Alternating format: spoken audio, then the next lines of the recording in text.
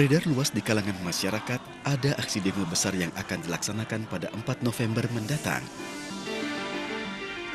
Menanggapi isu yang beredar tersebut, Presiden Joko Widodo bertemu para ulama dan tokoh agama. Presiden Jokowi mengajak para ulama untuk tetap menjaga negara kesatuan Republik Indonesia. Tidak ada asap kalau tidak ada api. Ucapan Gubernur DKI nonaktif Basuki Cahayapurnama di hadapan masyarakat Kepulauan Seribu akhir September lalu dinilai sebagai penistaan agama. Namun, Basuki Cahayapurnama yang akrab disapa Ahok ini telah meminta maaf atas pernyataannya tersebut. Memang dari Kapolri sudah melaporkan bahwa sudah dilakukan dan sedang berjalan proses mengenai kasus yang menyangkut apa yang diduga oleh publik mengenai soal ucapan dari Gubernur DKI di Pulau Seribu beberapa tahun yang lalu yang dianggap sebagai satu penistaan terhadap agama. Para ulama pun sepakat, upaya menjaga keutuhan bangsa harus direspon dengan baik. Untuk itu, ulama menghimbau masyarakat tidak terprovokasi dengan masalah penistaan agama. Oleh karena itu kami menyeru kepada kemungkinan terjadinya demonstrasi itu untuk mengikuti atau berdasar kepada peraturan, dilakukan secara santun, damai, dan tidak anarkis, tidak menimbulkan kerusakan, dan juga jangan terprovokasi. Memang, aksi demonstrasi merupakan hak warga negara yang dilindungi oleh konstitusi. Tapi jangan sampai aksi tersebut memecah belah negara kesatuan Republik Indonesia.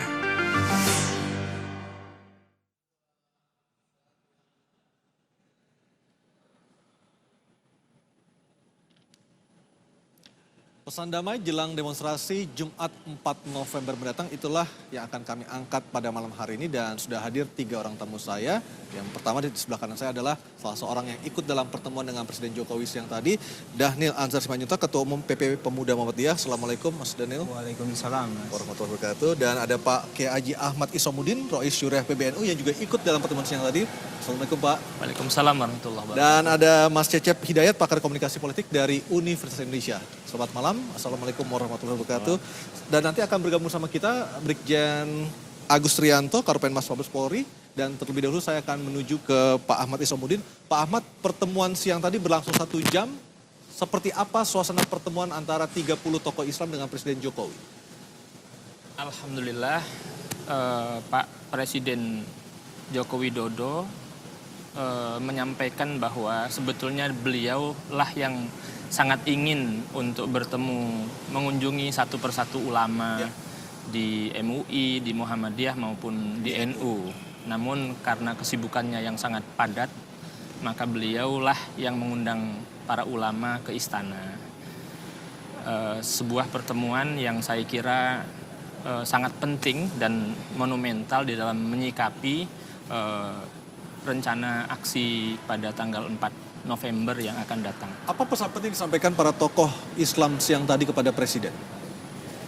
Pak Presiden sangat mengharapkan agar para ulama mendinginkan suasana yang menghangat. Dan saya kira semua pihak, bukan hanya ulama, wajib bertanggung jawab untuk menjaga persatuan dan kesatuan negara Republik Indonesia milik kita semua ini. Persisnya pesan apa Pak yang disampaikan kepada Presiden dari para ulama siang tadi? Antara lain bahwa Pak Ahok yang oleh sebagian umat Islam dianggap telah menistakan agama itu segera diproses. Dan ternyata Pak Presiden juga menyatakan bahwa sudah berlangsung proses-proses itu. Dan oleh karena itu mengharap agar masyarakat mempercayakan persoalan ini kepada pihak yang berwenang. Supaya tidak setiap orang bisa menghakimi orang lain dengan mengabaikan peraturan-peraturan yang ada. Karena ini adalah negara maka negaralah yang memiliki kewenangan untuk itu. Dan setiap orang tidak boleh menjadi hakim sendiri-sendiri. Itu Iya, pesan kedua, setiap ya? orang tidak boleh menjadi hakim orang lain gitu. Baik, Mas Daniel, Muhammadiyah juga ikut serta dalam pertemuan siang tadi, bahkan Anda juga sempat bertanya langsung pada Presiden. Sesungguhnya apa persisnya pertanyaan dari Anda kepada Presiden Joko Widodo? Ya, karena di pertemuan tadi itu saya yang paling muda dibanding dengan kiai-kiai yang hadir, gitu. Saya jadi sempat bertanya langsung kepada Pak Jokowi. Pertama pertanyaannya adalah kenapa Pak Jokowi tidak juga turut mengundang teman-teman kita atau saudara-saudara kita yang berencana memobilisir demonstrasi pada tanggal 4 November nanti. Apa jawaban dari Presiden? Pak Jokowi tidak memberikan jawaban yang terang dan tegas berkaitan dengan itu ya. Tapi setidaknya saya ingin menyampaikan pesan kepada Pak Presiden agar kemudian juga merangkul dan melakukan komunikasi intens dengan kelompok-kelompok lain selain Muhammadiyah, NU maupun MUI, karena semua pihak memang harus diajak berkomunikasi dan berdialog. Saya pikir apapun latar belakang mereka, apapun sikap mereka, kalau kemudian dibangun dialog yang terbuka, saya pikir akan memberikan solusi yang baik untuk kita Dari semuanya. Muhammadiyah sendiri seperti apa pesan kuat atau message yang kuat yang akan disampaikan langsung pada Presiden siang tadi? Pertama tentu yang ingin didorong oleh Muhammadiyah adalah kita menyelesaikan kasus ini dengan jalur hukum, jalur konstitusi. Nah, kita mendorong Pak Jokowi untuk bersikap terang dan tegas berkaitan dengan upaya hukum yang sedang dilakukan oleh sebagian besar umat. Apakah pernyataan Presiden ketika siang tadi mengatakan tidak akan mengintervensi kasus Basuki Cahayapurnama itu dirasa belum cukup? Ya, itu terang ya, itu tegas disampaikan oleh Pak Jokowi tadi pagi ya, bahwasannya beliau tidak akan melakukan intervensi hukum terhadap kasus ini. Dan beliau juga sampaikan tidak betul kalau beliau melindungi Pak Ahok. Hubungan Pak Jokowi dengan Pak Ahok ya sebatas sebagai presiden dan gubernur, dan itu wajar saja gitu. Jadi beliau nyatakan tidak akan melakukan intervensi hukum selama proses yang dilakukan ya masih wajar. Nah, sekarang kan prosesnya itu sedang dilakukan tahap-tahapannya. Nah, beliau juga minta publik untuk bersabar dan kelompok tokoh pada hari itu diminta untuk melakukan menenangkan massa, menenangkan publik berkaitan dengan proses hukum yang sedang berlangsung begitu. Nah, tapi kami juga berharap sebenarnya Pak Jokowi menyampaikan pesan itu secara langsung kepada Apakah itu juga publik. Anda sampaikan tadi ketika bertanya kepada Presiden? Pertanyaan pertama tadi berkaitan dengan kenapa tidak diundang kelompok yang lain, saya juga menyampaikan saran kepada Pak Jokowi agar secara khusus misalnya menyampaikan pesan penting bahwasannya beliau punya komitmen tinggi untuk mengawal kasus ini secara hukum. Jadi tidak cukup ini disampaikan hanya kepada 30 tokoh agama yang hadir tadi, tapi juga bisa disampaikan secara langsung di publik. Setidaknya itu bisa menenangkan publik dan kemudian demo besok itu bisa dipastikan harus berjalan dengan damai. Baik. Mas Cecep, kalau kita berbicara tentang pertemuan siang tadi, sebelumnya kemarin juga Presiden juga bertemu dengan Pak Prabowo Subianto. Sebenarnya apa message politik yang ingin dibangun oleh Presiden kalau kita kaitkan lagi dengan demonstrasi yang akan berlangsung pada hari Jumat mendatang? Oke, pertemuan Presiden Jokowi hari ini, kemudian juga pertemuan sebelumnya kemarin ya, dengan tokoh politik, dengan organisasi kemasyarakatan, itu menyiratkan sebenarnya, apalagi kemudian ada momentum ya.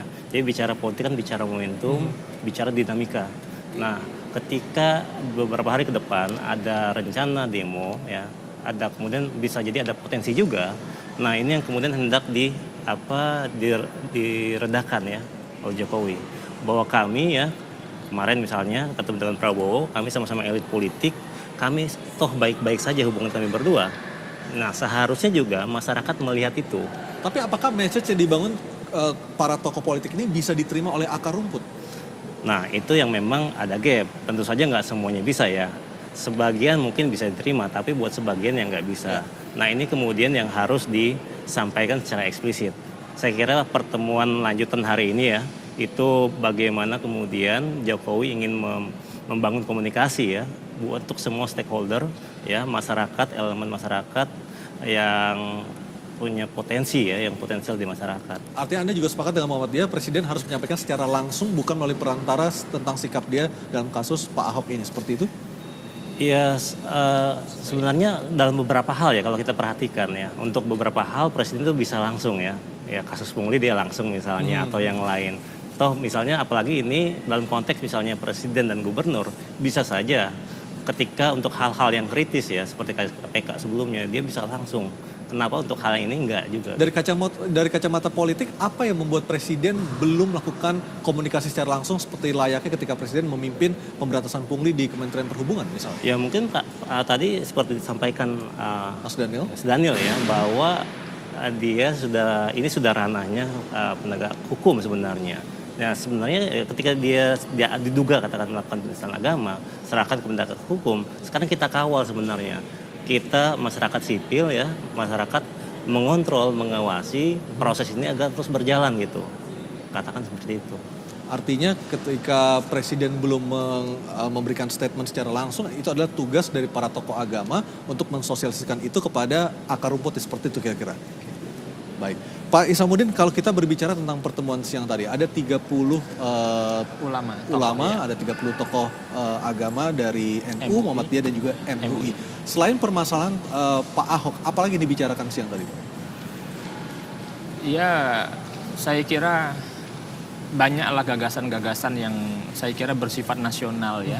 Seperti usulan Pak Menteri Pendidikan dan Kebudayaan tentang full day school kalau tidak salah itu disampaikan oleh PBNU agar memperhatikan madrasah-madrasah milik Nahdlatul Ulama.